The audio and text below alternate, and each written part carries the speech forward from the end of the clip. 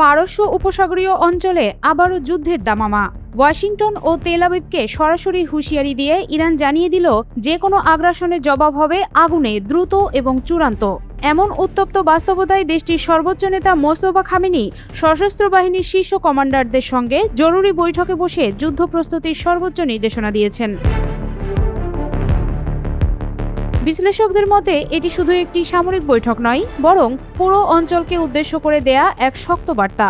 Iran এখন আর প্রতিরক্ষায় সীমাবদ্ধ নয়, প্রয়োজনে আঘাত হানতেও প্রস্তুত।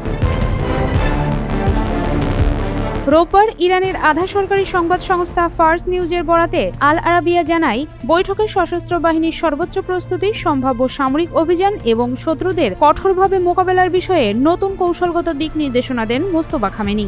যদিও বৈঠকটি ঠিক কবে অনুষ্ঠিত হয়েছে সে বিষয়ে বিস্তারিত প্রকাশ করা হয়নি, তবে এর রাজনৈতিক ও সামরিক গুরুত্ব ইতোমধ্যেই আন্তর্জাতিক অঙ্গনে ব্যাপক আলোচনার জন্ম দিয়েছে। বৈঠকে উপস্থিত ছিলেন ইরানের সামরিক বাহিনীর খাতাম আল আম্বিয়া সেন্ট্রাল হেডকোয়ার্টার্সের কমান্ডার আলী আবদুল্লাহি। তিনি খামেনিকে সশস্ত্র বাহিনীর বর্তমান যুদ্ধ প্রস্তুতি, প্রতিরক্ষা সক্ষমতা এবং সম্ভাব্য হুমকির বিষয়ে বিস্তারিত অবহিত করেন। বিশেষ করে যুক্তরাষ্ট্র ও ইসরায়েলের সাম্প্রতিক তৎপরতাকে কেন্দ্র করে ইরানের সামরিক অবস্থান কী হবে তা নিয়েই মূলত আলোচনা হয় বলে ধারণা করা হচ্ছে।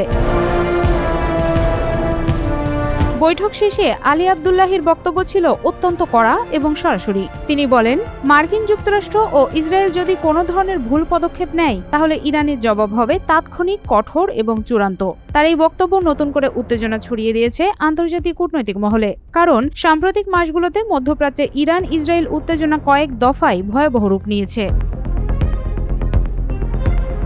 বিশ্লেষকরা বলছেন, ইরানের এই আগ্রাসী অবস্থান মূলত সম্ভাব্য সামরিক চাপ মোকাবেলার কৌশল। গাজা যুদ্ধ, সিরিয়া ইস্যু এবং পারস্য উপসাগরে মার্কিন সামরিক উপস্থিতি সবকিছু মিলিয়ে তেহরান এখন নিজেকে এক বহুমুখী সংঘাতের কেন্দ্রবিন্দুতে দেখছে। এমন অবস্থায় দেশটির নেতৃত্ব স্পষ্ট করে দিতে চাইছে, কোনো হামলা হলে ইরান শুধু প্রতিরোধই করবে না, বরং পাল্টা আঘাতে পুরো অঞ্চল কাঁপিয়ে দিতে সক্ষম।